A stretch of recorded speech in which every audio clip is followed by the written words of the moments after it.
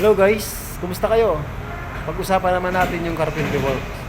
So syempre, sa kadalasang project ni Manoy, kung makapansin nyo, kung nakapalo kayo sa akin, karamihan ay carpentry works. So yan guys, napansin nyo yung aking column cladding, nakaboard yan ng gypsum board. Tapos sa baba meron tayo na plywood. May didikit pa po tayo dyan na wood veneer. Tapos sa ibabaw may strip light po yan, pinaka-cove light nya. Yan po yung ating design. Tapos sa kisame po natin, ang plywood din po yan na 3/4 pero may design po. Parang open ceiling lang.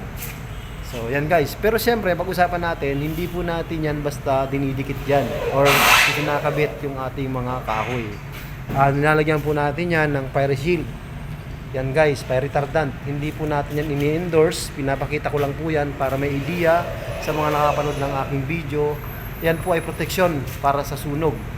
So yan guys, hanggang sa muli guys, sana may natutunan naman po kayo sa aking pinakitang video at tuloy-tuloy yung supportan nyo guys sa aking page at sa aking YouTube channel.